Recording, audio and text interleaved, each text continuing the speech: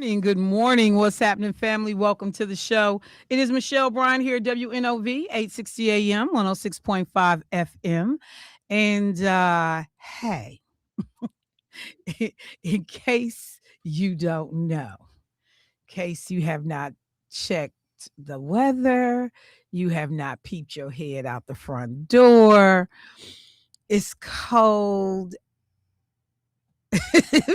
I was about to, I was about to say something.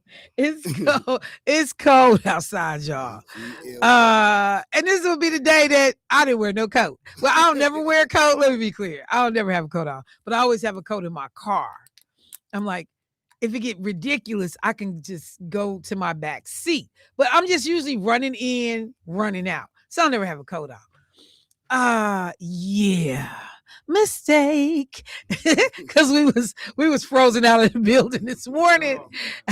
The doors were frozen, the locks were frozen. So yeah, I sat in the car. I just love the men. Jermaine was like, hey, don't get out that car. You gotta love brothers. So let me say good morning to the brothers in the building. What's happening, y'all? Ooh, look at all the flights canceled. Jesus Christ. It's too much. It's too much. What's up, Clark Kid? How you doing this?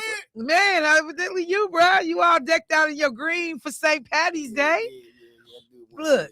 That ain't on the DEI checklist. They ain't gonna take out St. Patrick's Day. They taking out everything else. Nah, they ain't taking out white people holidays. They ain't gonna take out St. Patrick's Day. Could that not be considered DEI? Yes, it's ethnicity. They don't want you to celebrate nothing ethnic. But we not messed up like other people. So it's good to see you. What up, Ryder? How you doing this morning, player? I'm just wondering. Clark, did you find the treasure at the end of the rainbow? I'm still looking for it. He got green. I was just wondering. Find the treasure, brother. He ain't gonna find it today. Oh, yeah. It's frozen today. It's too cold. To look for it today. They be like, "Hey, bro, some treasure outside." I wait till Friday. Black people be like, "Well, it's we'll do cold. It's gonna be there." Well,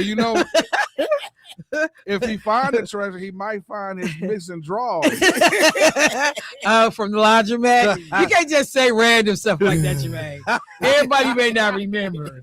And you said about missing undergarments. So people are like, oh, "Wait, what happened? What's going on with Clark?" Yes. Please, before you walk out that door, it's cold. be better than me. It's cold. Put a hat on your head that actually got a top to it. Now I got a band on. all the heat escaping. Oh yeah, I was on some nonsense this morning because I really didn't want to come.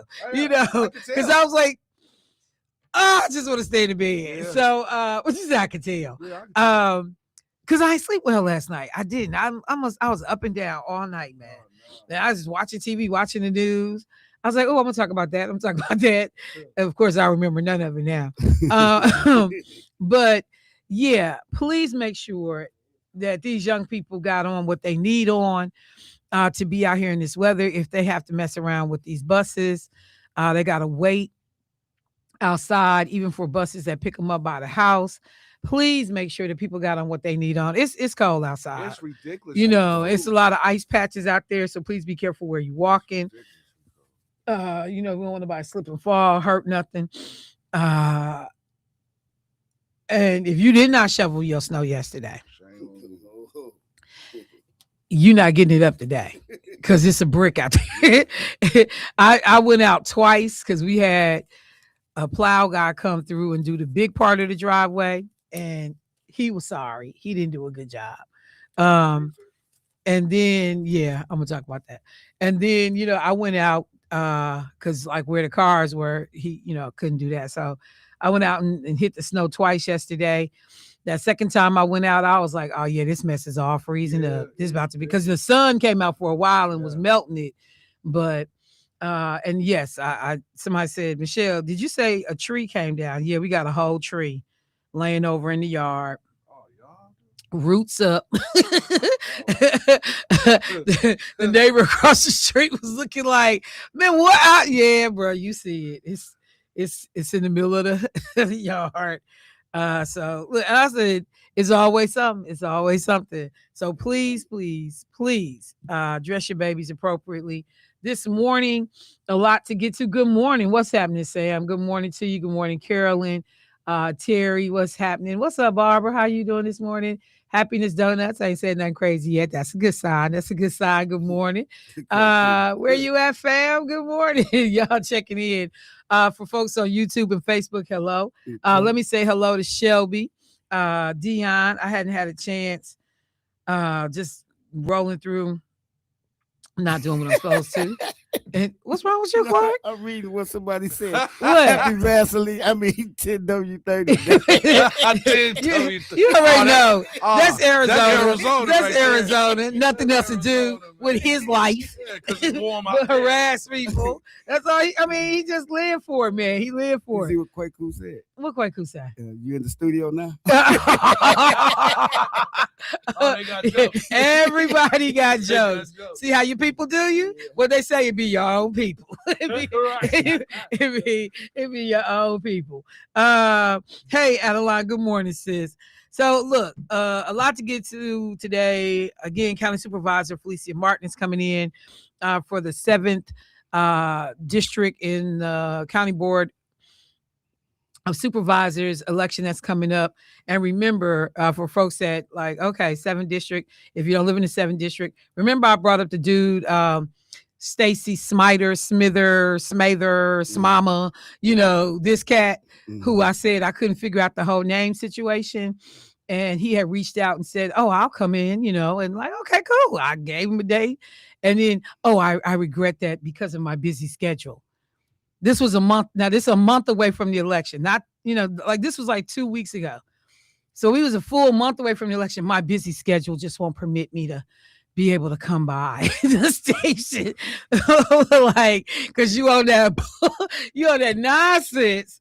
And so Felicia Martin, who is the incumbent in that seat, who actually got the job, is not too busy to come by the station to have a conversation. And that's what I was going to say. If you are too busy to come in to talk to voters, to talk to the people who you want the votes from, then I'm too busy to vote for you. There you go.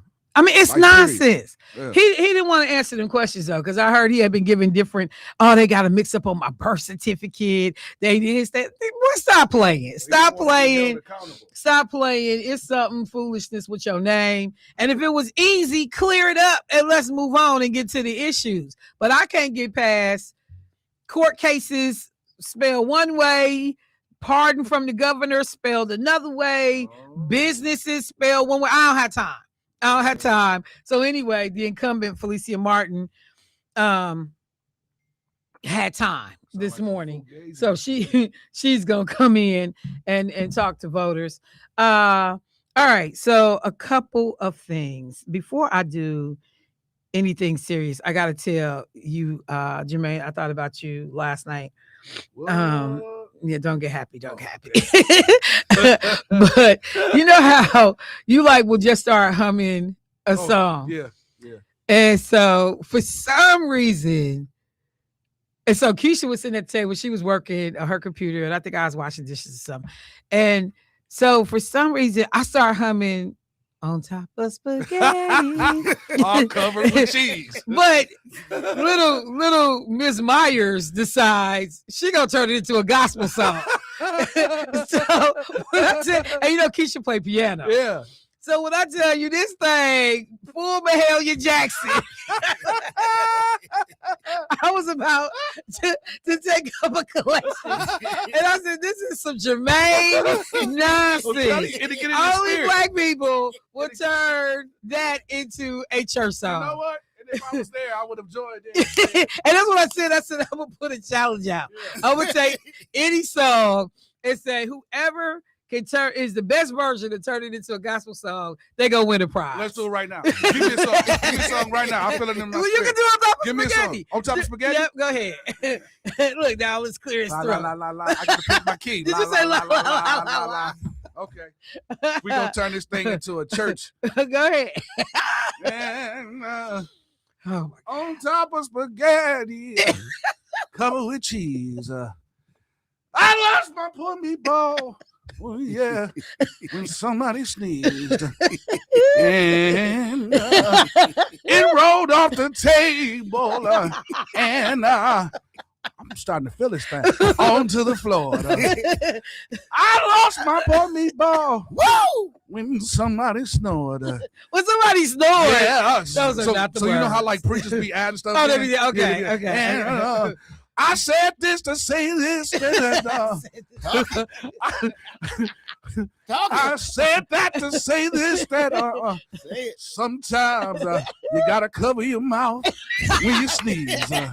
And no matter what's on the table, if it's meatballs, toilet tissue, whatever it is, cover your mouth. Amen. Oh my God. And amen again. Okay, you beat Keisha. I felt that thing. That thing was bubbling in me for a Yeah, minute. you winning right here. You winning. You winning. But like black people so silly. Like, and it's his brother on TikTok. He does all these TikTok videos, and he'll do like the white version of something and the black version of something. So he did the white version of mopping the floor. So the white version of mopping the floor, he had on like a little short set, little baseball cap. He went and got a bucket. He's put a little liquid something in there and commenced to mopping the floor. Then he did the black version of mopping the floor. Dude had on some old clothes. He had a do-rag on. He had the water boiling on the stove. And he poured the boiling water into the bucket. Then he put in a cap full of bleach. He put a little bit of Dawn in there. And he put some Fabuloso in there. Smell good. He was a Fabuloso in there. And then he started mopping the floor. Boy, I was dying. Yeah. I said, I just did that yesterday. Hey, but how true is that? How true is I said, I just did it. How true is You go get that cap of bleach. Yeah.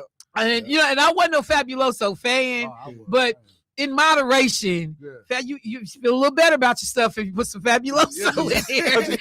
It's that smell of cleaning. Yeah, you feel a little better. Yeah. Like my Fabuloso thing is after I cook fish in the house, and I saw somebody do this. It's straight hood, but they boil a little bit of Fabuloso and some water in the house. My wife do that, and it take that scent out the house. My wife do that. I ain't calling your wife hood. But I'm like, that works, man. It take that smell out of the house. Yep. So I just had to mention that because that was hilarious to me. I was like, oh my God, this is so crazy. Let me see. Somebody said, Lord. I'm assuming they talk about Jermaine. Lord. All right, y'all. So a number of things to get to this morning. But I did, and I'll pull it up because evidently it was a story on the news last night. Dion has sent it to me. Story on the news last night talking about some underage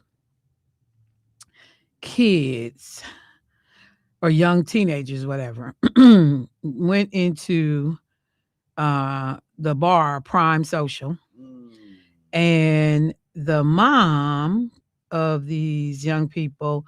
So 2 Milwaukee moms say security guards attacked their teens inside Prime Social restaurant and bar.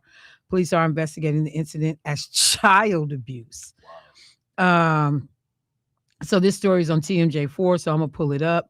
And, but a lot of people were weighing in. Okay, so 2 Milwaukee moms say that, okay, I said that part, child abuse. Where did the case go? Come back. A group of teenagers allegedly paid their way past security for a birthday. Oh, no, here we go. Sorry, y'all. I had to find the right place to start. Okay. Kenyatta Douthard and Tamika Eason say their teenagers attended a birthday party Friday, March 13th at Prime Social, a nightclub near 76 and Good Hope on Milwaukee's north side, when an altercation broke out involving security guards, leaving the underage patrons injured. The group of teenagers allegedly paid their way past security for the birthday party. Kenyatta's 17-year-old son, and Tamika's 16-year-old daughter were both part of the group. Police say that around bar closing on Friday, March 13th, an altercation broke out, which led to a security guard choking Kenyeta's son until he lost consciousness. Kenyetta says her son was waiting to retrieve a lost item when he was attacked and ended up in the hospital.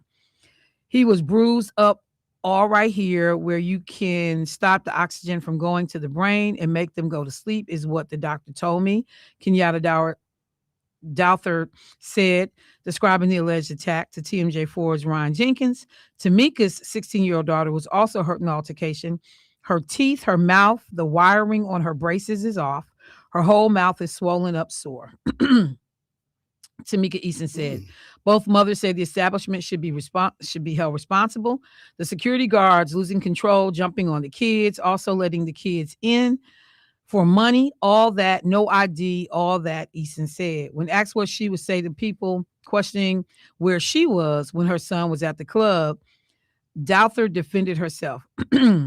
Quote, I didn't know that he was in that nightclub, but I did know that he went out with his friend for her birthday. But I did not know that's where the party was at.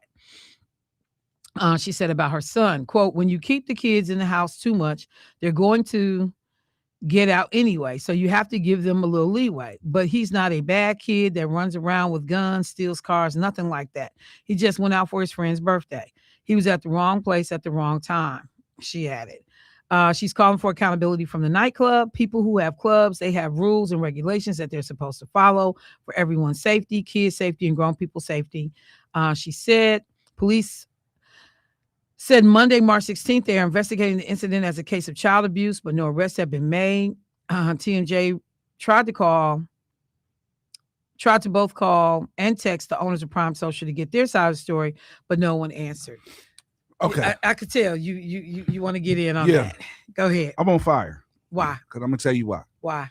First of all, as a parent, how do you not know where your 15, 16-year-old is? And I'm just speaking from a parent side because I raised my kids and always knew at that particular time, first of all, you 15, 16 years old, why are you not at home at 11 o'clock? And you out at 2 o'clock in the morning. Somebody just text that. You was there to close and the club closes at 2 a.m. The club closed at 2. So let's keep this real. Okay. Let's keep it real. Stop playing. You know exactly what your kids do. You knew your kids was at the club. However, your kid got what grown-up adults get when they at the club. If you clown it, you get whooped. This is what happened. Now, I don't know what they did in particular, but you shouldn't have been there in the first place. 2 o'clock in the morning, you 15, 16 years old. I'm not trying to hear you can't keep your kids in the house. You got to give them leeway. Give them leeway to Chuck E. Cheese. Give them leeway to the gym. Give them leeway to the YMCA, but be at home by 10 o'clock. You 15, 16 years old.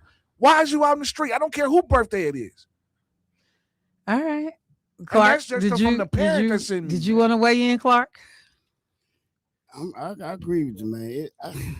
I don't understand it. You know, 2-something in the morning, you 17 years old, 16. Well, so the boy was 17. 17, yeah. The girl was, you ain't even legally. The boy was 17, the girl was 16. Another question I want to ask, okay, was alcohol involved in that? Of course it was. You at the club. If you inside of the club, they not going to ask you for ID once you inside. So they going to serve you. So how old was this boy that had this party? I don't know whose birthday party they was going to. So it just depends. So and I'm gonna tell you something too. I'm sorry. No, go ahead. But Prime Social get it off your chest. When I'm on fire, man, because I'm tired of this, man. Because as a parent, how do you not know where your 16, if they is under your roof, living under your roof, how do you not have control of that? Okay. Your kid out past 11, 12 o'clock. Yeah, and if your child is 15, 16, that parent's probably 30-something, 40-something years old. So they probably still kicking it and hanging out. So let's keep it real. Instead of trying to blame the establishment for what happened to your child, and it's terrible for what happened to your child. However, if I put myself in the equation, it's subject to happen. Okay. So let me chime in for a sec. So first of all, I think there is responsibility culpability to go around the board. Um, let's just say you go down to the casino, okay? Because you will see the security guards stop people because they look underage and they card them. And hey, let me see your ID before they let them come in. Okay. Go to clubs. You will see people. I miss the days of getting carded, but you'll see people get carded and like, hey, show your ID before you come into the club. Most 17-year-olds, Look 20-something. well, nah, I'm gonna say you still are looking at them like you look kind of young. You may not look 17, but I'm just gonna be sure. So I think that there is a responsibility of security guards if that's part of their job. Because some of their jobs, I don't know what goes on at Prime Social because I've never been, but I don't know if the security guard's job is to check ID. It's not. And so if it's not to check ID, then cool. But somebody at that bar should be checking ID. Somebody. When you walk up to the door, the security guard just check you for weapons. Yeah. Then they let you in so you can pay your fee. Right. So it's not so okay. So we remove it off the security guard. Now it's on the establishment because as the owner of an establishment, you do have a responsibility to make sure you're not serving minors. I get that. However, when the night is flowing and you in real time. Yeah, I mean, I hear. And so it's. But that's why you have somebody at the door. Yeah. Because if and I'm not saying people don't slip by security at Potawatomi or people don't slip by security at some of these clubs, but you do have some effort to try to control who's coming in and out of your establishment. So I'm not going to give the establishment a pass on not knowing you have underage people in your spot. But to the point about the parents, yeah, my 16-year-old daughter is not at home at 2 a.m. I'm on the cell phone. Hey, where you at? What's going on? Because your curfew, because I'm assuming there should have been a curfew. Your curfew was not 2 a.m. and really 2:30 because, you leaving the club, you still got to get back to the house. And so what time is the curfew for the 16-year-old? What time is the curfew for the 17-year-old? Because there should be a curfew. You're not grown. And, so parents, you don't get a pass, because somebody needs to understand. So once your kid blew past curfew, what did you start doing? Because I wish I had an iPhone situation when my son was younger, because now I can find your location and I can pull up on you. Like my mama, when we would be at the skating rink and my mama was like, I know I got to go to work. So even though skating rink closed at 11, y'all got to come up out of there at 10. But it was good to us and we didn't want to leave. So we skating and me and my brother know my mama sitting outside. We know she outside and we keep on skating. And like, okay, just a few more minutes. My mama came right up in that spot with her house coat on and rollers in her hair and got on the DJ microphone and said, Michelle and Bruce. We was like, oh my God. Really? Yeah, my mama's a fool. She came right up in there with her house coat on. Like, y'all know I got to go to work. Bring y'all butt on out of here. But if I had the luxury of an iPhone, I could just figure out your location and pull up on you. Right. But I'm going to say this too, though. And I'm going to say this as the mother of a child who in his entire life of being, 0 to 18, I can count 2 incidences in which my son was like, okay, you tripping in his entire teenage experience. So my child, honor roll, did everything. I mean, good kid, no disrespect. Ain't never challenged me. Ain't never been out of pocket. But 2 things. One, he took a rental car because he wanted to go drop off his football tape in the mail for college scouts at the University of Michigan. I told him, don't take that car. I'll be back home. You can take our car and go. He took the rental car because we was leaving to go out of town. And he's like, no, I'm trying to get this done. I'm going to just run to the post office real quick. The post office was literally around the corner from our house. He got into a car accident and totaled the rental car, which was a brand new Cadillac. And he totaled and we tore up the other person's car. So $57,000 just on the Cadillac out the gate. So That was one. The other one, he left the house to go kick it with his god sister. And at this time, my son is 18, but he still had, a curfew. And so, he leave him and Treese out kicking it. And I'm watching the clock and I'm like, where's this boy at? Because he ain't checked in, but I didn't have the ability to call him. He didn't have a cell phone or something was going on, so I didn't have ability to call him. So I'm like, what is going on? So I'm up. I'm calling some of his people. They like, nope, he not over here. I'm like, where's my son? So finally, at like 6:00 in the morning, my son come through the door. And I'm up. I'm looking at him. I'm like, what's going on? He was like, yeah. So me and Treese was out. I was like, I know you told me you was gonna be out with Treese, and we was in Uncle Hutch's car. Oh, really? Now, his Uncle Hutch, one of my guys from the barbershop. All the brothers treated my son like they was his nephew. They were his nephews. Hutch had, I think, this bad Lexus, and he let my son drive the Lexus. Okay, so they out balling in the Lexus, and the tire get a flat, and they don't have a way to get the flat fixed. He's scared to call me because he know he ain't supposed to be doing none of this. And so he waits till he catch up with his Uncle Hutch and then get the car situated, and then he come on home. And he came in the door like, I'm wrong, blah, blah, blah. But I'm saying that to say that when we say parents, y'all supposed to know what these kids is doing, hey, even the best raised children.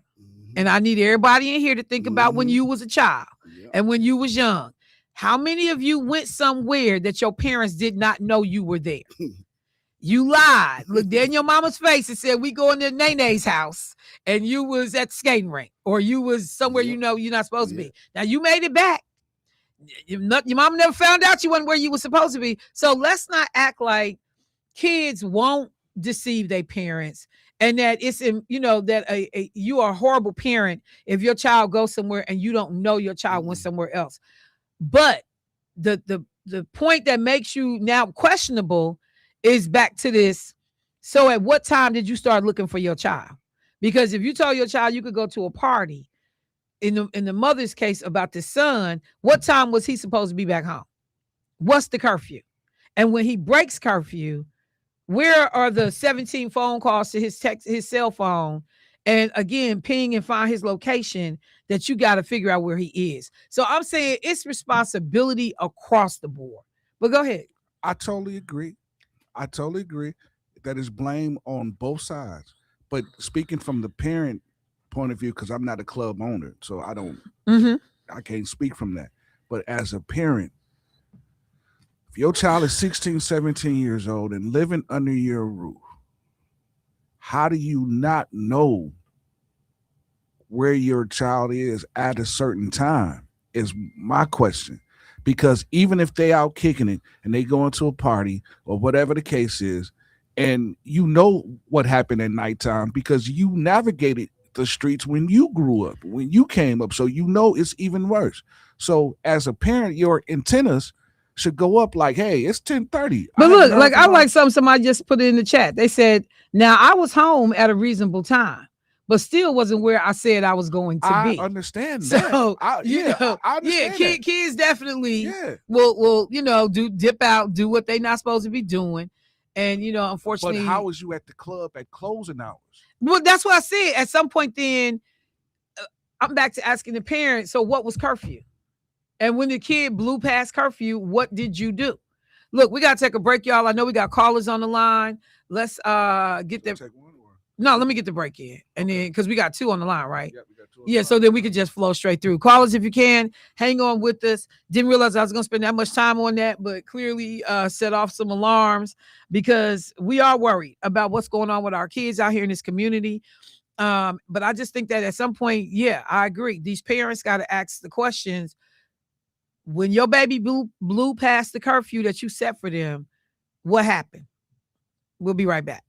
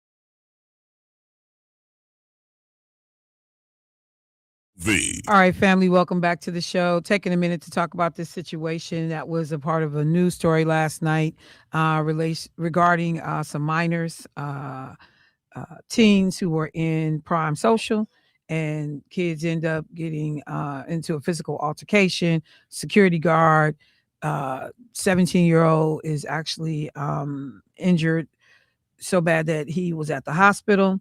The young girl in the situation, her mom said her mouth was messed up. Somebody said, text me and said, underage children have been at the club since the beginning of time. And let me just see. um, a bunch of us went to Sonny's on Broadway to celebrate our high school graduation. They knew we were underage. They gave us a shout out as high school graduates, not to justify, but it was a different time. We weren't wilding out like the kids today. And I know I went into Right. Elsa's, and my son was sitting up in Right. Elsa's, looking like he was 35 on a date. I was like, I walked in. I was like, "What's up, bro?" This boy was in Elsa's, and the Bucks. They thought he was a Bucks player because the Bucks came in, and the Bucks saw my son because my son was a team attendant for the Bucks. So the Bucks players came in, they saw him cracking up. He got a sweater and slacks. Oh, looking good and grown.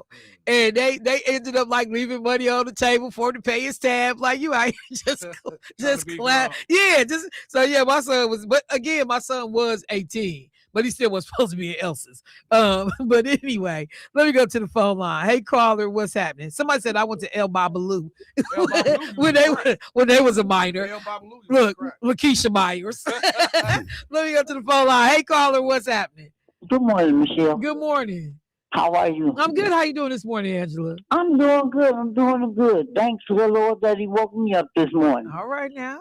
But so listen, I got woke up about 3 o'clock this morning, and I was doing my Bible study, and so then I went to make me a cup of tea. But I was watching Channel 12 News, and I had to just on mute. But then when I turned it on to hear, it was a group of black young teens. I think it might have been in Atlanta, but I really couldn't get it because I came at the end of it. This young lady, I don't know if they killed her when they was beating her up, and they didn't say why they was jumping on the young girl, but she died in the process. So they showed a lot of teens beating her up, but I couldn't get all of it because I was in the kitchen, doing what I was doing. But I was wondering, did you hear anything about that? Because it was on Channel 12. No, but I'm pulling it. I'm looking for it now, so I'll look and see if I can find it. Okay, and could you let me know if you say something about it over there when it may come back on so I can check it out? Yes, ma'am, definitely, and I'll look for it. All right, and you all have a blessed day. All right, you too now. All right, thank you. Yeah, you saw it. Yep, I saw that story that the young lady, man, I guess they had jumped on her, whatever, they was bullying her or something like that, and I don't know what's wrong. and with hit her people. in the head with something, and yeah. But and I'm gonna tell people though, because even though and we can do all the examples of kids wilding out. I said this at an event I was at the other day, but once again, we got so many adults setting awful examples about Bad how to behavior. treat and engage people. Yeah. And again, I go back to this administration. I go back to a lot of these people that's in leadership. I go back to a lot of these people that's in our community that's supposed to be, behaving in a certain way. We got so many examples of adults that's just raggedy Ignorant, yeah. and awful in their behavior. Is it another caller? I'm good. All right, so I will look for that, Angela. Let me bring this up real quick before example of people acting stupid, before my guest gets in here. So down in Tennessee, one of my favorite legislators, Representative Justin Pearson, and we call him the two Justins. One the light-skinned Justin, dark-skinned Justin.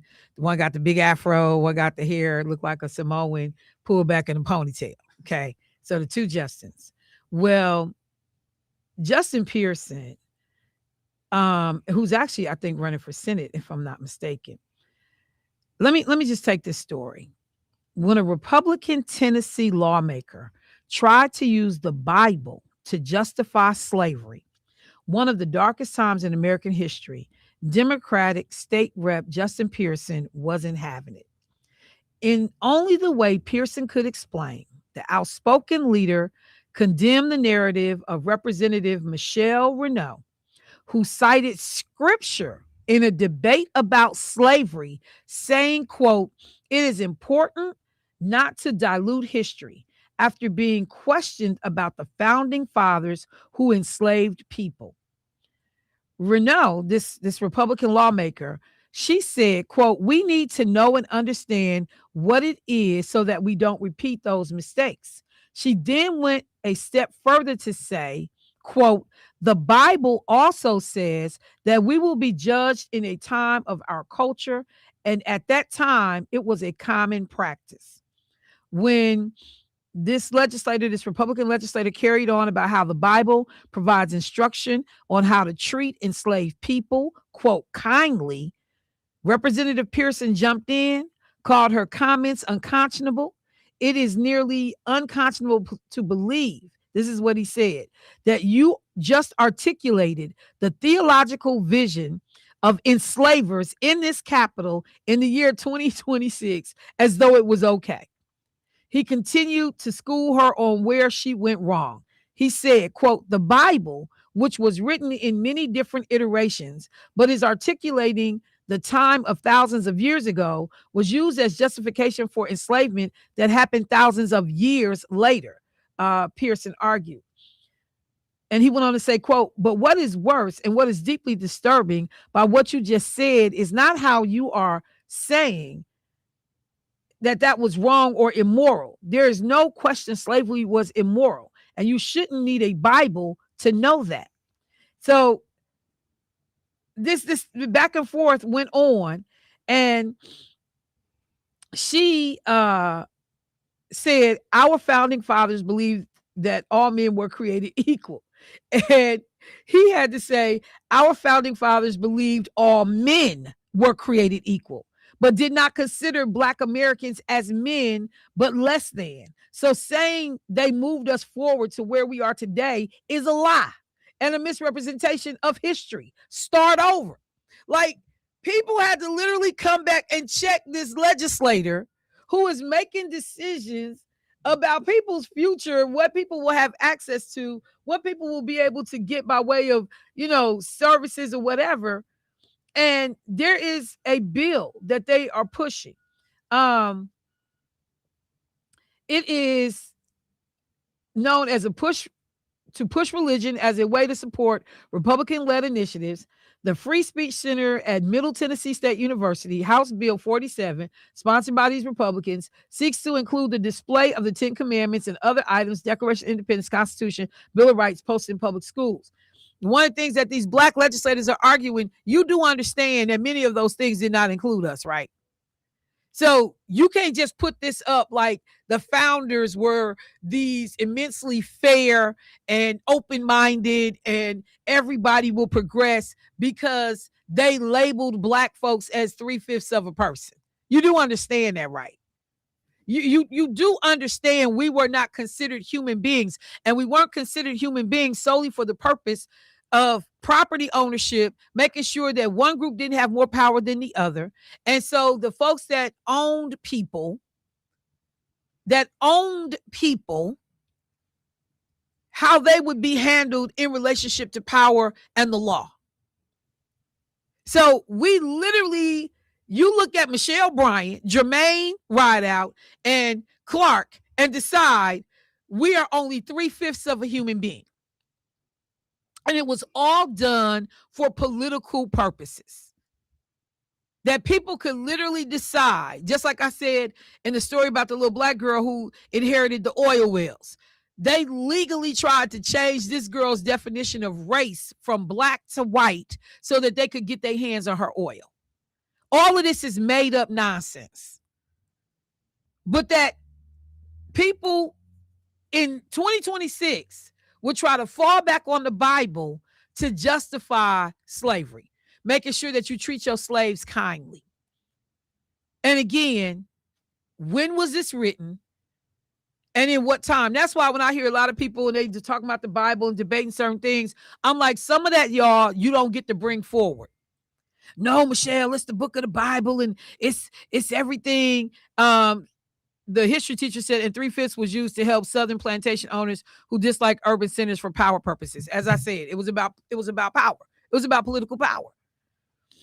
So you want to go back and pull out, what did I say? We had the copy of the slave Bible where they only had the passages in the Bible that were given to enslaved people talking about obey your master and blah, blah, blah. In 2026, though,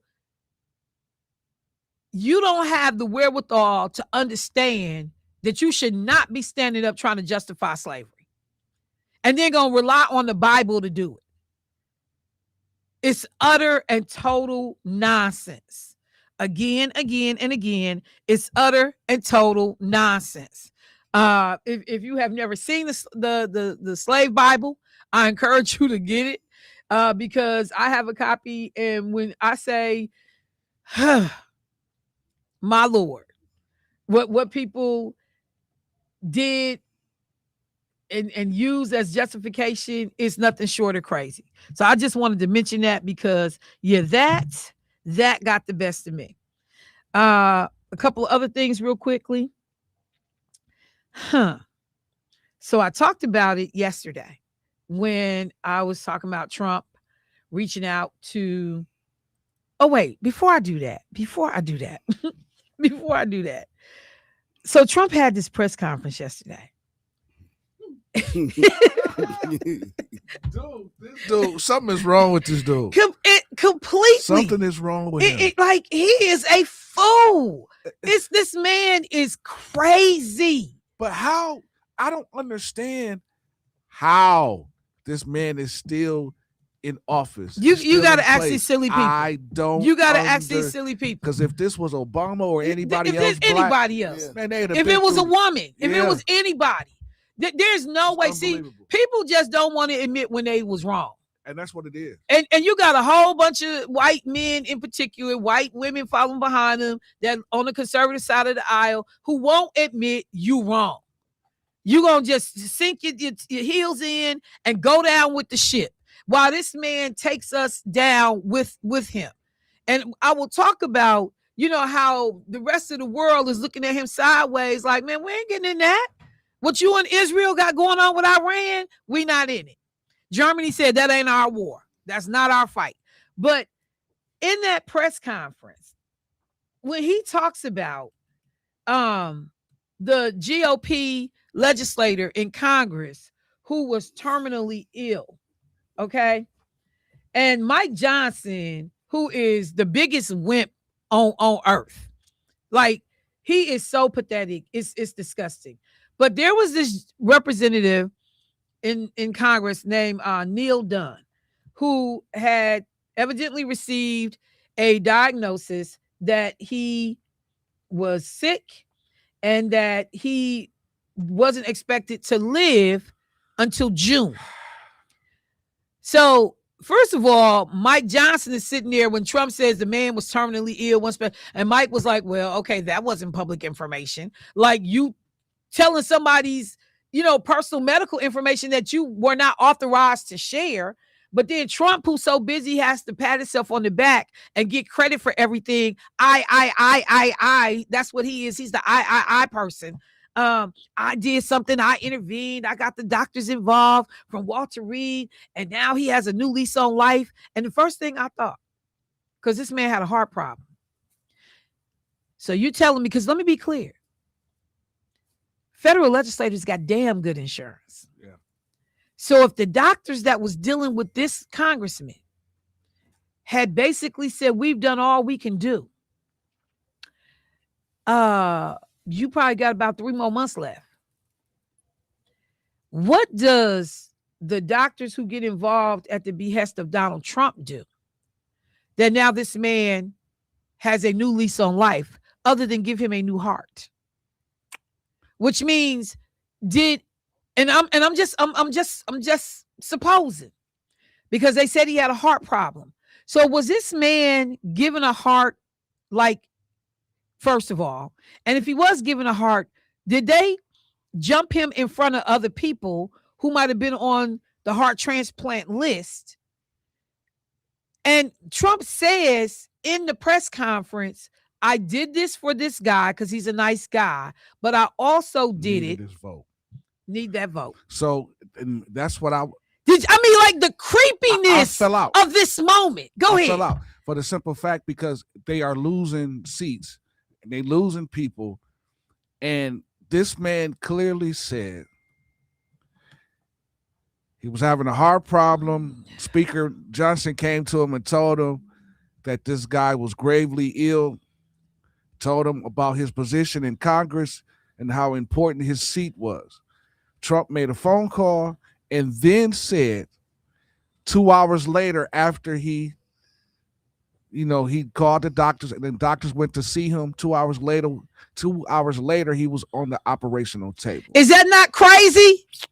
So how did this man, so what was they operating on? What did they do? See, I want to know the details and nobody is giving me the details. Did this man get a heart transplant? Are you telling me just some little stents was able to be put in and he was able to breathe and go ahead? Because like my brother has had 3 heart attacks and I know what my brother goes through. So help me understand how you was on death's door as soon as 3 months away. And then you make a phone call and then they telling people this man got a new lease on life. He got the functioning of a 30-year-old, Yep. which made me think about was a heart transplant from a 30-year-old. Yep. And then me, don't make me even more atrocious. Because I ain't even gonna say it. And then somebody, Lakeisha, said, Michelle, House of Cards. For people who used to watch House of Cards, and I actually stopped watching House of Cards because it creeped me out too much. Season 4, episode 6. President Frank Underwood receives a life-saving liver transplant after being shot. Doug Stamper manipulates the transplant list, forcing the Secretary of Health to bump a donor organ from a man who ultimately died as a result so it could go to the president. And you know what else, Shell? That goes to show you and tells you a lot that they pick and choose who they save. Oh, without doubt. They pick and choose who they save Without because if you can save a person who was supposed to pass, man, regular doctors gave him until June. And because of, they already experienced, I think it was 2 deaths on the Republican side. This one would have been. Yeah, because they only had like 1 vote, Exactly. room for error. Yeah. Like any defections, the Democrats, could stop a lot of stuff that they was trying to do. So you picked and saved this man. And how come they didn't say? Because if you telling that part, tell all of it. Yeah. Did that man get a heart transplant? Yeah, and I'm looking at the damn reporters like, ain't nobody gonna ask what happened? Well, Trump what said, did he get? Well, Trump said he never said heart stents. transplant. No, he said that he got all type of stents in his heart. So he got stents everywhere. Yeah, I heard that part, but I'm sorry. You don't go from death's door to all you needed was some stents. Yeah. I'm not trying to hear that. Of course. I'm telling you, y'all, I was sitting up, the hairs on the back of my neck went up. I'm like, so what did they do that the other doctors didn't know to do? Except for because I'm sure that the other doctors could have put stents. I swear to God, I wonder if that man had a transplant. Of course he did. Because but a transplant would take longer than a couple of hours, though, because they made it sound like the surgery wasn't that long. But it depends on if you got the best. I don't know, but when I tell you, somebody said did they kill somebody to get it? I'm because you can't put nothing. These people are so awful and want to maintain power so badly. Anything is to me. You got to question everything that you see. No, but check this out. They said right after the surgery, he came back on the floor. Yeah. Moving like nothing happened. He was. So that's why I was like, it probably wasn't a heart transplant. But I just want to know what They happened. did something. I want to know what happened. Man, they that probably- now you have a whole new lease on life. They probably cloned this Again, brother. They because cloned him. you are not on death's door. And then, and I'm saying, like, I'm not saying like it's not possible to get medical treatment to turn things around for you, but I know this man had to have good doctors. It wasn't like you was running with the B team squad of physicians looking after your medical care. I don't believe that. Who cloned Tyrone? Why you playing? Who cloned Tyrone? Let me take this call real quick before I go to break and bring my guests in. Hey, caller, what's happening? Good morning, Michelle. Good morning. Quick question. A few days, a guy was being interviewed. His name escapes me at the moment, but he was called out of the interview by the president, and he came back visibly shaken, stuttering, stammering. And what I'm realizing now, I think they pulled him out of the interview to tell him that Netanyahu had been killed. His name is Steve something. And Scott Bissett. Yes. Yeah, the Treasury Secretary. Yes. Right. Okay. And I'm saying to myself, why are they calling him out of an interview? And when he came back, he was visibly shaken. Yeah, because he got pulled out. They said the president wants you right away. So he left the set of this interview he was doing and went to the Situation Room. When he returned to finish the interview nearly 2 hours later, viewers noted he appeared visibly shaken, struggled to speak.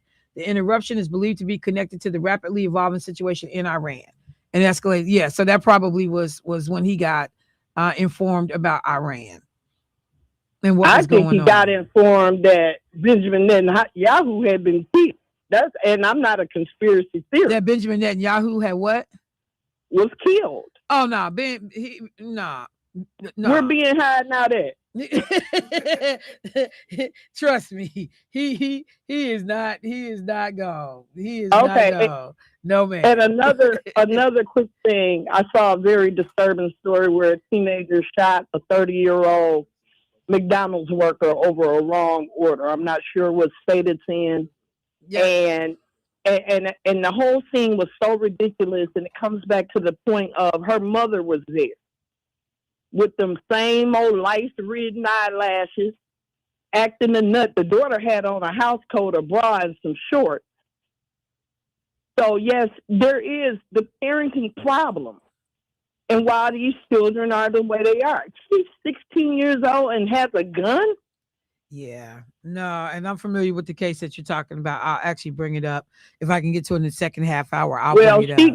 She gonna get McLife. Oh, yeah. And she going to McJail. You are absolutely right. You are absolutely right. Thank you, Carl. I appreciate it. All right. And so, no, I'm not gonna take it because it's already 8:02. So I'm gonna go to a break. Let me just say this real quick. Benjamin Netanyahu just posted a video. So there had been rumors that he was dead. So for people like listen to the caller, like, wait, what's she talking about? Back on March 15th, he actually posted a video, supposedly of him in a cafe, getting coffee, saying, hey, I'm alive, I'm not dead. Now with everything that's going on, I'm trying to figure out how you in the cafe getting coffee. But they have had videos to verify that he is in fact, okay. They just came out today with some word that they had just killed another major figure in the Iran hierarchy of leadership. So no, he is not dead. They said it was some type of, just rumor mess that was put out there to try to stir up stuff. But nah, he's not dead. Let me take a break. I'll be right back.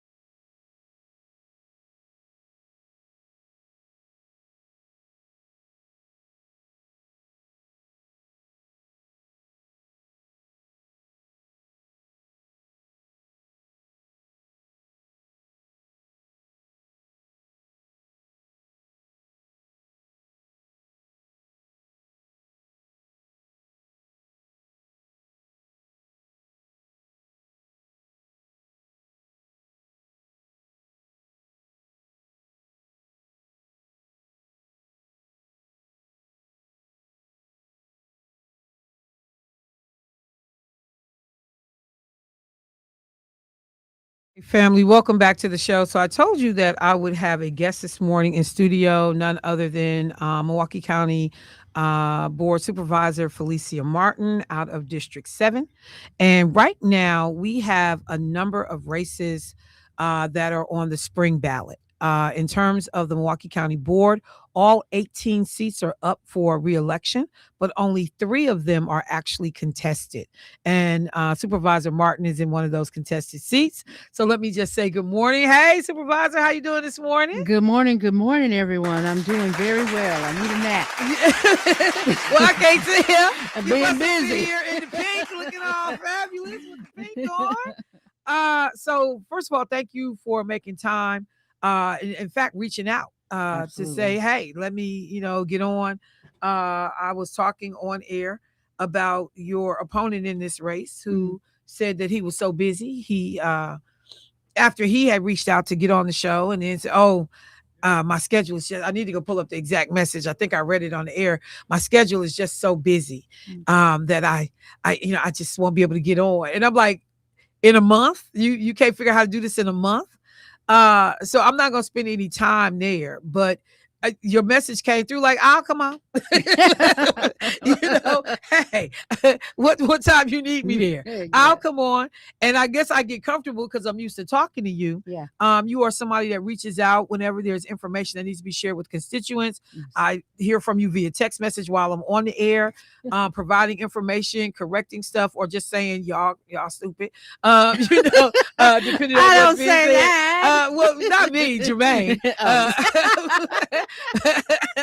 But for a lot of people that think about what you all do, just quickly for me, remind people, because one of my complaints that I had when I had heard Stacy Smither with an E, without a Y, whatever, talking, many of the things he talked about were actually city issues.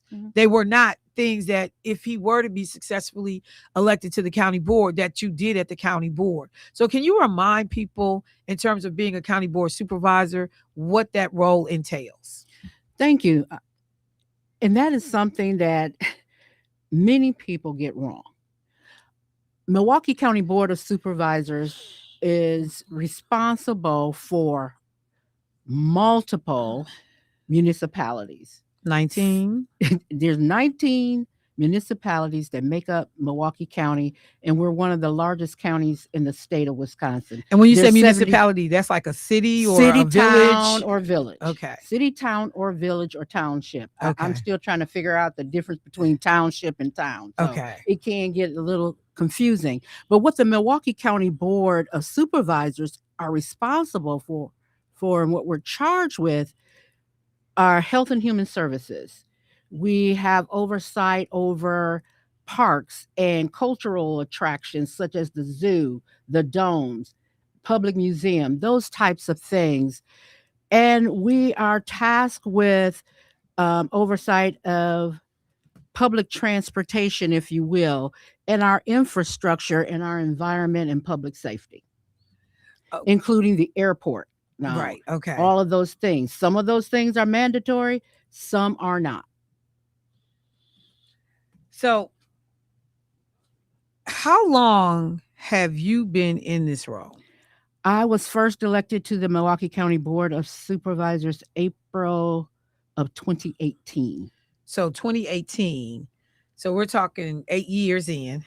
Yes. And for folks that don't know the district, can you lay that out real quick for us? Be mindful and reminded that we had redistricting in 2020, and those maps went into effect, I believe, in 2022. So just to give a broad outline, and these are not straight lines, please be reminded, our Right. districts are not straight lines. But my most northern border is Silver Spring. Okay. My south border is Center Street, Burleigh Center Street. My east is 35th Street, and west goes out to the Menominee Parkway, which is like 92nd Street. Okay. So one of the things that That's huge yeah, it's a massive area and very diverse.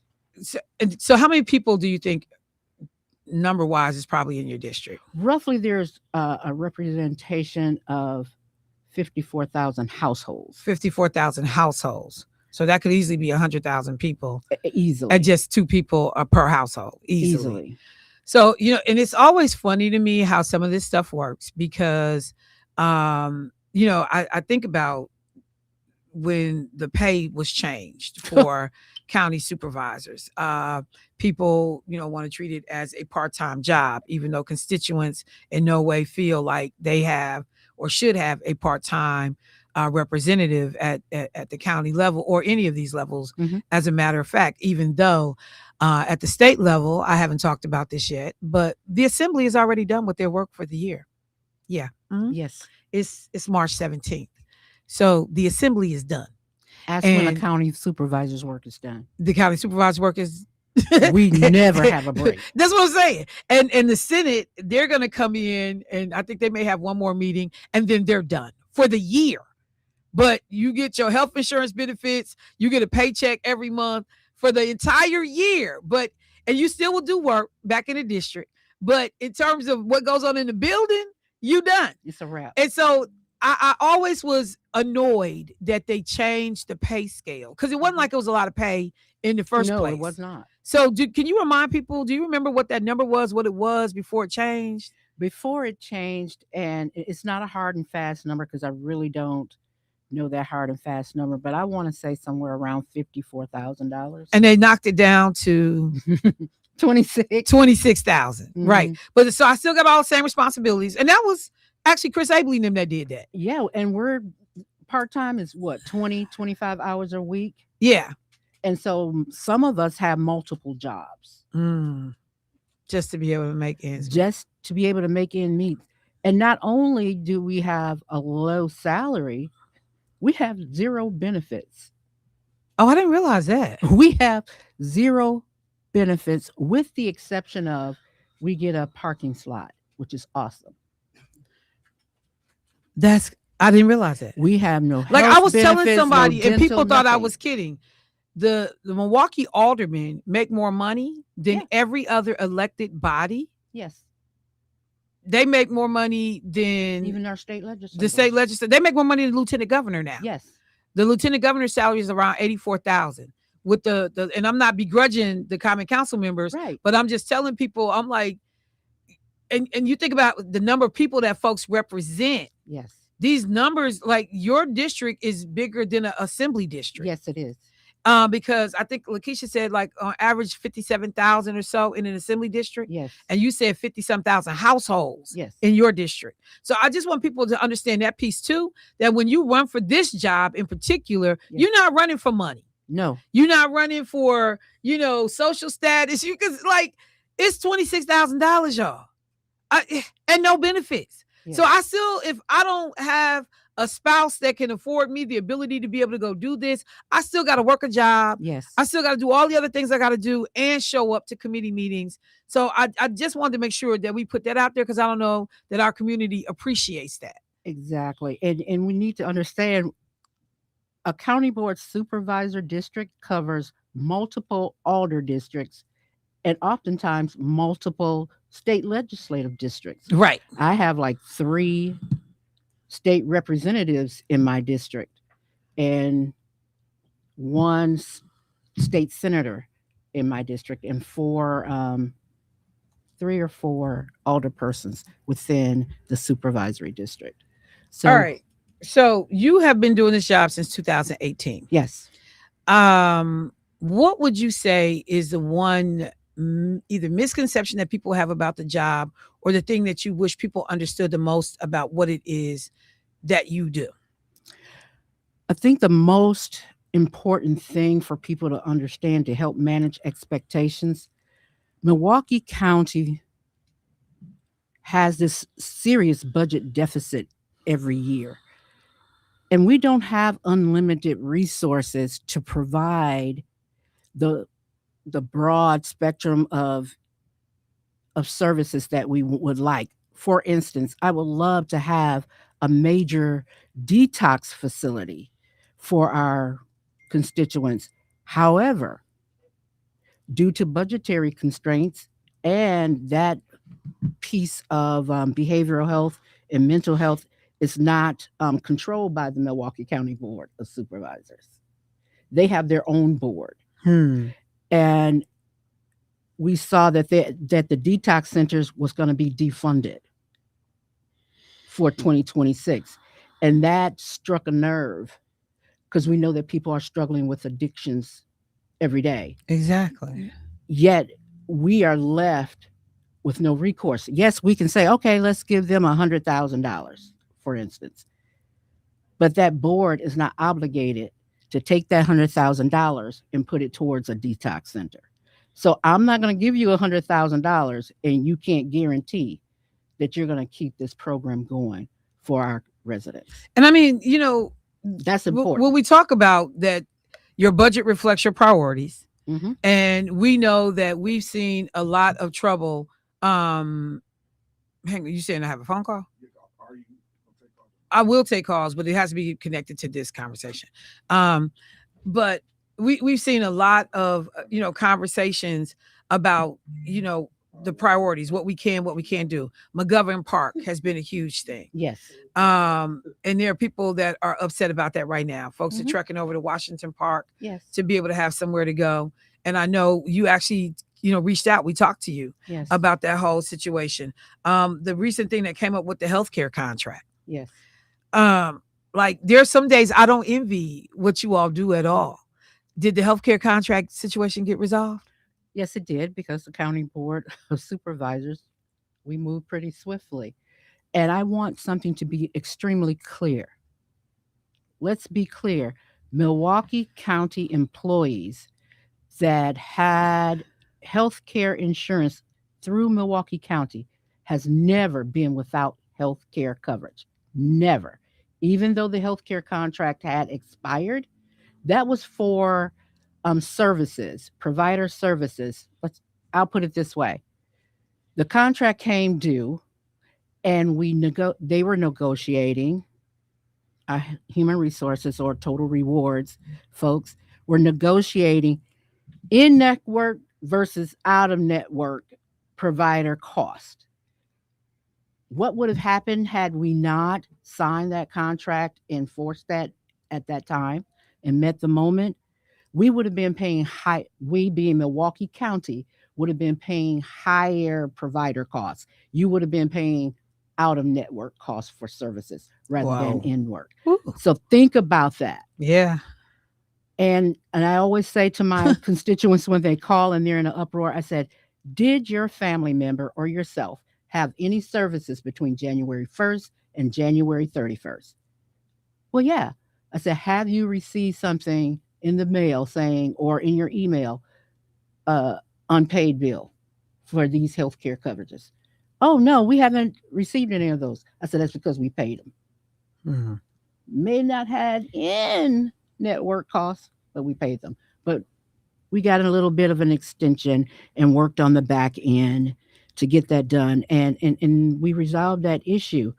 It's most unfortunate that we're in the midst of an election cycle that this got overhyped. Milwaukee County employees. But I mean, somebody actually lost their job over it. So is it fair to say it was overhyped? If I think somebody got fired? When I say it's overhyped, it was critical. Okay. And thank you to County Executive Crawley for acting swiftly to hold people accountable. And when I say overhyped, I don't mean to minimize it. But when we became aware of the issue during a standing committee meeting, someone just, oh, by the way, we don't have a healthcare contract. Immediately, all the players, we went into rapid warp speed, getting scheduled meetings, getting a board meeting so that we can vote on this and try to find out what happened. And how was this even allowed to happen? Where were the guardrails? Where were the touch points where someone could raise a flag? And I say this in every meeting and even in community meetings between June and September. That's the height of where you're negotiating for these Mhm. contracts.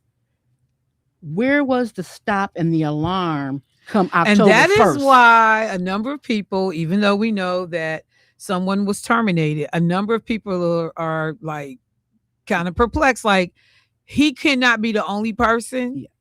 that should have got called to the carpet on this. And it just didn't sit well with a lot of people in the community. I'll leave that lay. It But it doesn't did sit it- well with your county board of supervisors either. Okay. There's a lot of internal work being done to look at what that full scale process looks like, down to departmental workflows around this contract, and where are we putting in hard and fast guardrails. And we know that Department of Administrative Services is also looking at all of that, and hopefully we can give you all, the community, an update of where we're going with this and ensuring that we're going to minimize that this should never happen again. So look, let me do this real quick. A couple people have been texting me since you've been on. Somebody said good morning. Felicia was responsive when I messaged her with concerns about multiple gun incidents in the Deneen. Wait, hold on. Let me bring the message up. Okay. Gun incidents in a brief period in Deneen Park. She gathered troops and organized a neighborhood meeting ASAP. That's what I expect from my people. I check off on my ballot. Somebody else said, good morning, Michelle. Thanks for having County Supervisor Martin on this morning. It's great to hear from her as a constituent of District 7. One of the things that I ran into as I have been out here when I first came across your opponent in the race and some of his supporters were people saying, well, where is she? I haven't seen her. I don't know what she's doing in the district. What do you say to folks who have raised those concerns? First of all, I take those comments seriously, and I internalize that to say, we need to do a better job of communicating what's going on. I just pulled some key dates that I had last year. It's two-sided. And these are dates that reflect what? Crime and safety meetings, listening sessions with our state senate, Deneen Park safety meetings. I had residents from the Roosevelt Grove neighborhood come. They want to organize their neighborhood, reimagining our senior centers. There's a good program on the west side, east side of our district, Bridge Builders, where the community has come together. They formalize themselves, and they're flipping houses. Because boarded up properties is an eyesore across the city of Milwaukee. We're talking about Milwaukee proper now. We're not talking about the county, just the city of Milwaukee. And I'm going somewhere when I make mention of this. These folks have come together, organized themselves, working with Fifth Ninth Bank. It's an odd. Fifth Third Bank.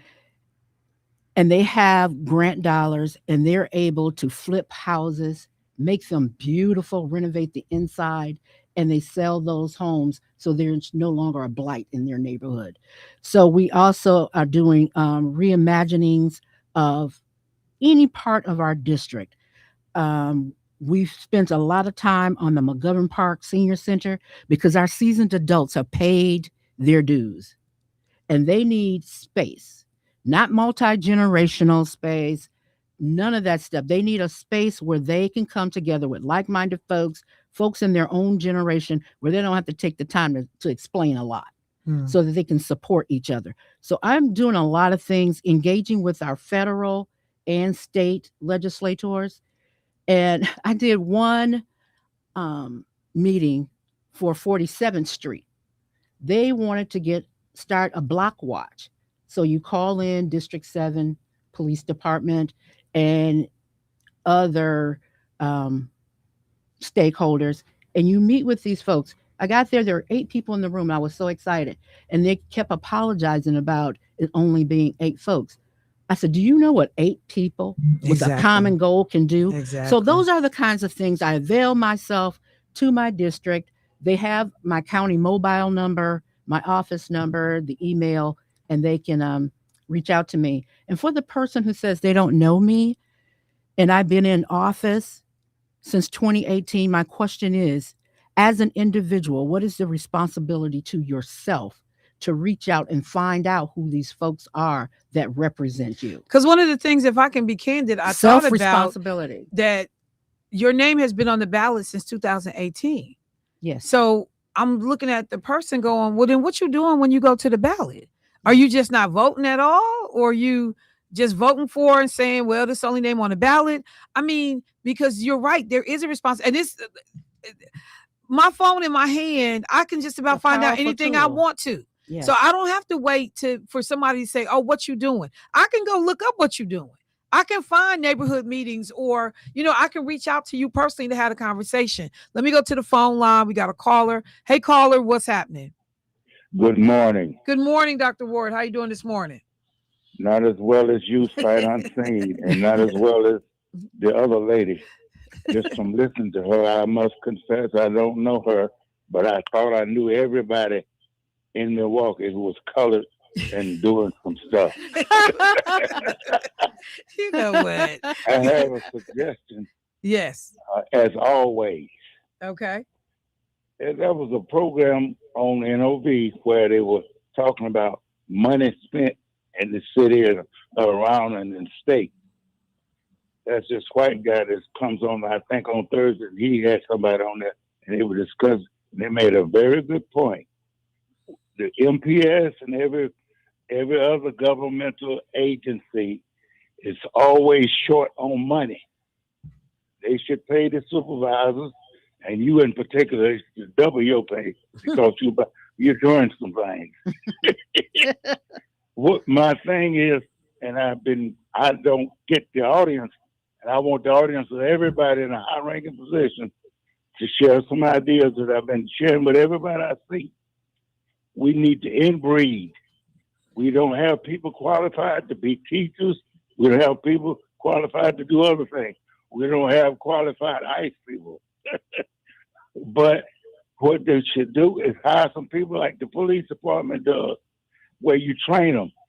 In MPS, we used to have aides, and then they came up with this rule that you have to have 60 credits to be a para.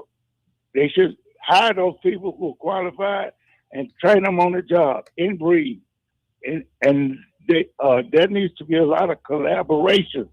We are duplicating services and we're coming up short of money by not collaborating.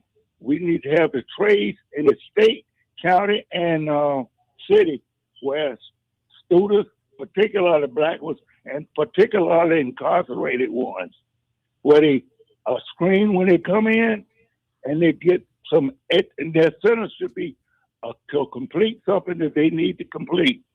And since we don't have teachers, particularly in the STEM subjects, we should do a virtual, and everybody should be educated. And students should, for MPS and any other educational institution, they should give them community service credits for helping each other and even pay them. And I'm going to leave this alone, and you stay in touch with Dr. Michelle Bryant, and y'all have a good one. All right. Thank you. Thank you, Dr. Ward. So look, y'all, let me take a quick break. When we come back, though, I want to talk about moving forward. What are some of the things that are going on in the district that are going well? Yeah. And, for folks that say, hey, I don't know who this woman is, I haven't seen her, how people can also get in touch with you and reach out to you. So let me take a quick break. Michelle Bryant, WNOV, 860 AM, 106.5 FM, sitting with the lady in pink in the studio. We'll be right back, y'all.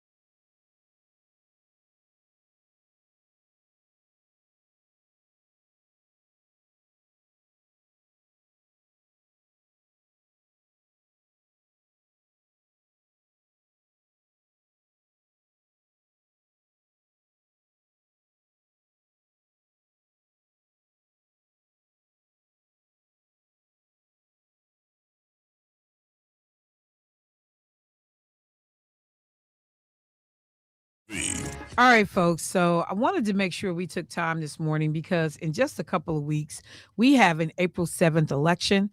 And in terms of one of the local races, the county board, there are three contested seats. County Board District 7. Felicia Martin is the current incumbent in that district. That seat is in play in terms of there being more than one candidate. Somebody said, I also don't understand why me asking questions as a voter has turned so ugly, shaking my head. That's not how the conversation went at all. So sad. We should be able to have convos without our elders who attack.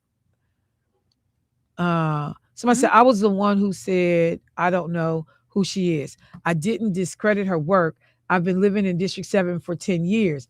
I addressed you as a special needs mother and constituent of District 7, not a supporter of Stacy. So this is on the chat, and I wanted to make sure that because I just looked up and saw the screen and I saw that, and I want people to understand it's not an attack when somebody, if you tell somebody, I don't know who somebody is, Right. and I don't know what you've done, but you also then say, I've lived in the district for 10 years. Yes. At some point, there also has to be, to this conversation we were having earlier about these underage kids being in a nightclub, it's culpability and responsibility across the board. Yes. It's a whole bunch of things I don't know when I sit down and have a conversation at this radio station in the morning, but I have researched and done the work to be able to figure some of those things out. So it's not an attack, but it is the ability to say to people that there is a responsibility to be able to also get information. I'm not saying that this person did or didn't, but you can't tell me, because I lived in Sherman Park for 10 years. Yes. I as a citizen, I get the e-newsletter because I signed up for that. Yes. I reach out to, my representatives to say, I go to their website to see, do you have any district meetings coming up? If I need a meeting, can we get a meeting over here? Because I need to understand what's going on. We all got a role to play. Yes. And that's the thing I keep trying to stress to people. So it's not an attack or a knock, but what it is saying we all got a part to play if we're going to be civically engaged. Absolutely. And what do you think about that? Because I want It's this person to be heard. that she has or he has that comment. My question when I hear things like that, my first thought is, okay, where did we drop the ball? And so I have to ask the question, when did you contact my office and how did you contact my office? Did you leave a voicemail message? Did you speak to an assistant and leave a message? Did you send a text message? Did you call me direct on my county mobile phone, which I give out to residents? Because constituents, say mobile. So she always talks about my accent. accent. Few people I know that say that mobile. It's only a few people I know that say it that way. Go ahead. I want to know where we're falling through. Communication is falling through the cracks because I do have the capability of asking my IMSD team to search for a particular phone number. We used to do that all the time at the email, state. so that I can know. I could do that all the time. And because I have a young lady who says I still haven't heard from Supervisor Martin, and I finally found the phone number and I reached out. I said, "Okay, you haven't heard from me. What phone number were you calling from, and what email address were you calling from, so I can have my team go search for it, research that for me." She hung up, and I called back. Didn't answer the phone, so I texted her, "Please contact my office. This is serious. I want to be able to be responsive to my constituents." And as far as a person calling with special needs, their child or someone has special needs, then we have to really look at how that fell through the cracks, because I find that disturbing. Oh, wait. So no, because now I see it's more here, because the person said, and when you, Michelle, turned into a bully, I decided to host a community forum, a forum I personally invited Miss Martin to, in which she told me she didn't have time for. So disheartening. Okay, so see, hold on. Nope. We're gonna check that. Hang on one second. I have committed to it. Let me just be clear. So what we're not gonna do is get on chat and lie. That's what we're not gonna do. Because number one, if I'm being a bully because I want to know somebody's real name, then I'm just gonna have to be called a bully.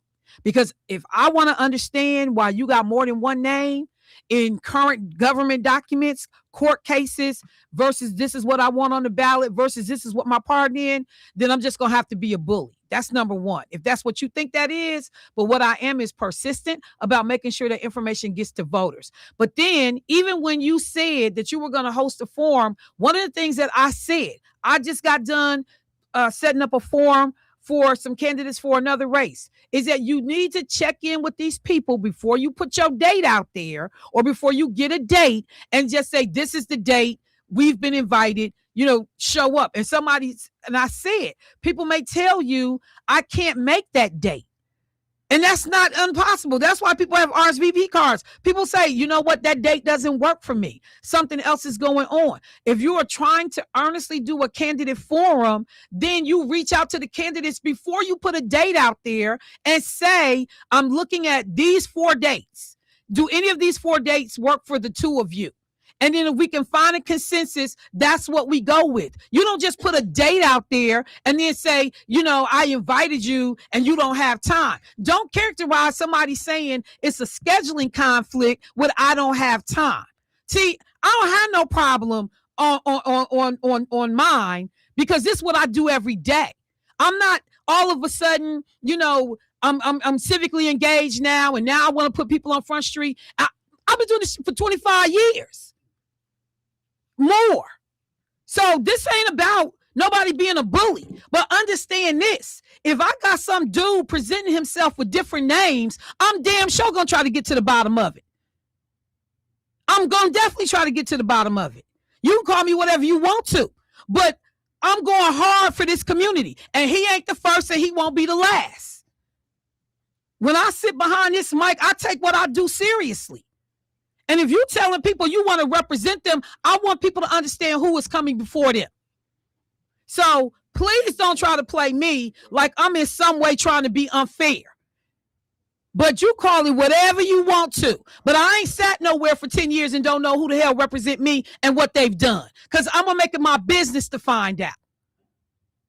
I'm sorry, Supervisor Martin, I cut you off. Did you want to say something? I just want to make sure that people are understanding that I am working for the people. I am a public servant, not a politician. That means I will not tell you something just to get a vote. Yeah, I'm going to leave that right there. But I want to tell people what's coming up in 2026, things that I've fought for in the budget. We have restored 2 bus routes that had been on the slate to be discontinued. One is over on Hopkins Street, the Hopkins Street bus line, and the other one is, I want to say 60th Street. Those are 2 critical bus lines for my district so that people can get to their doctor's appointment, work, and everything else. So the Youth in Our Care dashboard that is up and active on the Milwaukee County website, it's an important dashboard that I fought for, and it's been up for a year now.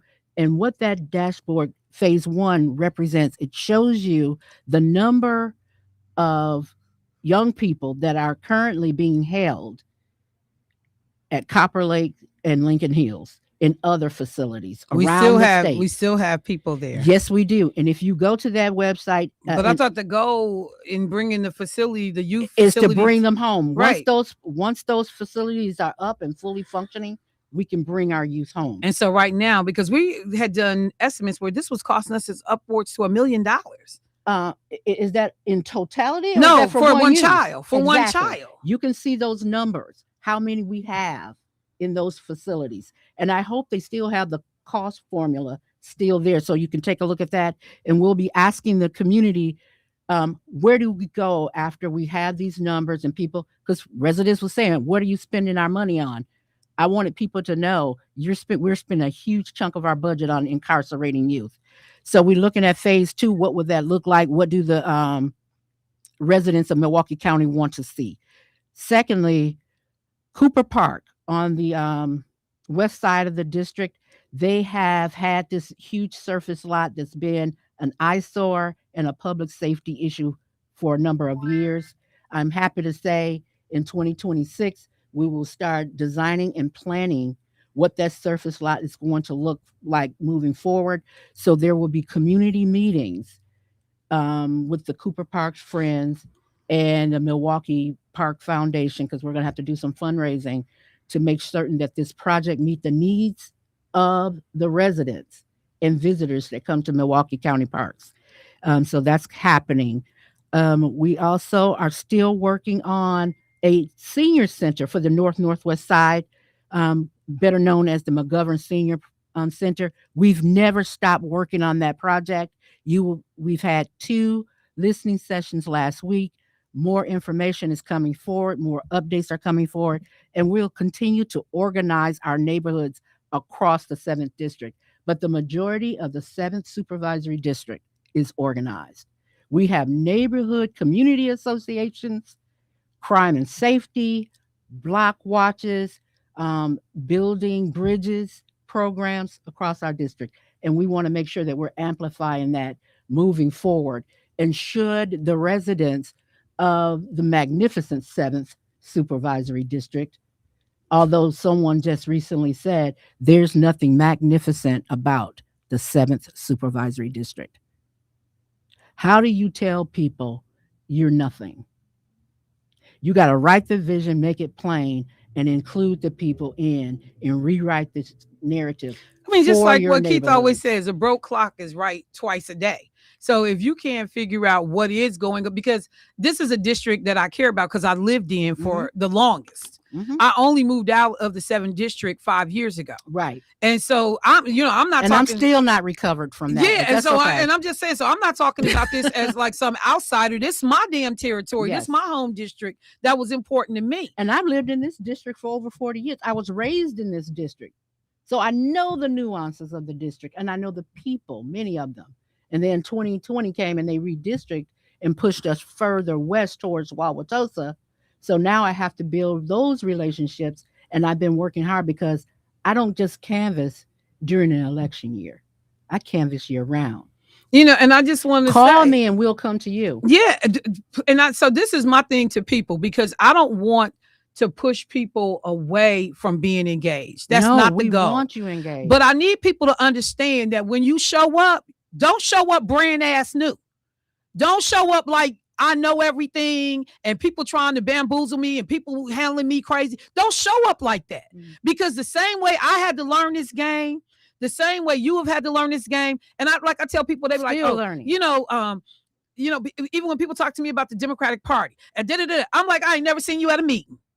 I ain't never seen you nowhere. And I done been Black Caucus chair. I done been this. I done worked alongside people. You were never there. And so that's the only thing I'm saying. We need people to step in. We need particularly Black folks to be engaged in all of this. So this is not a push people out, go sit down, go away. But this is the other thing I try to tell people. Know how to show up when you asking questions, because you look suspect when you tell somebody, I done been somewhere for 10 years and I don't know this person and I don't know what they do. It's a cell phone away. It's a cell phone away. It's a phone call. Can we get a meeting? It is let me go look up their record. It is a Google their name and hit news, press releases, media opportunities, events.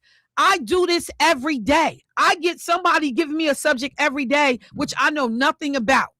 And I am able to, within a matter of minutes, figure out what I need to understand about a situation. So that's the thing that kind of, rubs me is when people will go out in public and be like, hey, I don't know nothing about them. And I'm like, you don't understand, fam. You making yourself look suspect. You're not making the person you talk about look suspect. Because all the information is out there. It's out there, y'all. So this ain't no knock. I just need you to understand how to show up. And I need you to understand how to have credibility when you talk about these things. We are always talking about building this political bench. And let me just say this for people that don't know. Felicia Martin and I have been in the trenches together for a long time. But she'll be the first one to tell you, if you on some BS, you ain't got nothing coming from me. No. And I just want people to know. Nothing. I'm going to have to come back because I do want to put my resume out there. I'm not a person who hypes herself up and talks about herself all the time. I don't do that. I have my head down. I'm doing the work. I'm working on trying to expand the Affordable Care Act on a national level, and we want to make certain that we are looking at. Um, I hate saying this phrase, youth justice reform, because there's no justice about it. It's just us going to prison, and those things, and looking at veterans' needs and the needs of our older, seasoned adults. Those are things that are on my heart. And for people to say that I don't care about youth, I'm a member of the Wisconsin Juvenile Detention Association since 1996 and the National Association. I've served on panels for President Barack Obama and Joe Biden. I just don't hype myself up like that. Like I said, when we went through COVID, I'm the real and deal. we didn't have, we were worried about, we had parents that weren't working and we needed money. I mean, we wanted to make sure these kids had something for Christmas. I call you, I call your husband, I call Martha Love, I call Lakeisha Myers. We all chipped in $500. That started the ball. Yes. Then we ended up raising more money, and we ended up servicing families all over this county. I mean, we were down in South Milwaukee.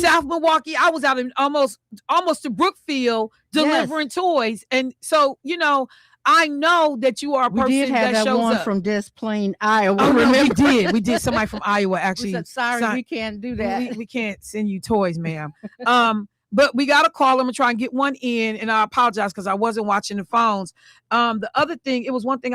Somebody said Stacy Smiter did an interview, and I think he did it with like WPR or whatever, because I know they did a side by side with the candidates. Let me tell y'all something. I'm not interested in what you did at another radio station. I'm interested in what you do here. I did that same. Yeah, I saw it.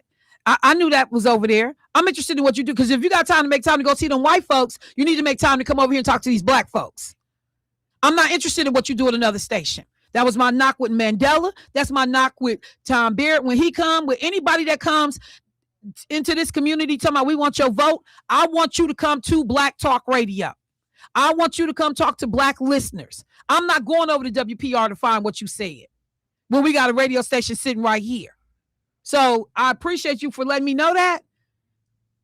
I'm the same. It don't change because it's Stacy mama, my daddy, my mama. It don't change. I'm the same. Show this community respect. If you want people's vote, show your behind up and ask for it. It's the same. And you're going to be treated with respect every time. I've never not treated anybody with respect. But if you running and you don't come here, I'm clowning you. And you can believe that. Let me go to the phone line. Hey, caller, what's happening? Good morning, Michelle. Good morning, Angela. Hey, listen, Miss Martin, I have never met you, but if Michelle down with you, I'm down with you, because I appreciate everything that you're saying. Well, I'm listening to you, and what you're saying is like on time. You know what I'm saying? Because the district I live in, Michelle backs her, but she had got on me about her. But that's another issue. But I like Malayla Cox. I called one time. I was driving past her district, and there was a lot of garbage out there. She was on it, just like that. You know what I'm saying? So I got respect. I got respect for anybody, regardless of how they acting and what they doing. I'm still gonna respect them, because I'm just that type of person. But when Michelle got something going on, I do try to make it if my health allows me to. I do try to make it, and she can tell you that. But I appreciate everything that you're saying. And because my daughter lives in the Sherman Park area, and my grandkids, they're safe. They go outside and play. You know what I'm saying? And it's nice, because I used to live over there years ago when I was living with I'm up my against mother. the clock, Angela. Okay, but I appreciate Dee that you're saying. And hey, listen, whenever you got something going on, I'm there, and you got my vote 100%. All right, thank you, Angela. And let me be clear, because Angela said I try to take up for the person in her district. I don't take up for people. What I ask you to do is be fair. That's what I ask. Make sure you call them. Make sure you check in with them before we blow them up on the radio. That's what I'm asking. And so look, we got to wrap. We up against the clock. Supervisor Martin, for people that want to know more about you, want to reach out to you, want to get on your mailing list, whether campaign or email, what should people do? Do one simple thing. Call 414-745-9185. That's my mobile for my campaign. give me a call. I'll come to you. Say the number again. 414-745-9185. Martin for Milwaukee. All right, y'all. So what we will do, try to get her in one more time before the election. But yeah, if somebody said, yeah, Michelle, you got testy. Yeah, I did get testy. Come to the door when I come knock. Yeah. So because I don't like people thinking I'm being unfair, because I'm not being unfair. All right, y'all. I gotta wrap the show. Brothers, I appreciate y'all. Family, I'll talk to y'all tomorrow. Peace.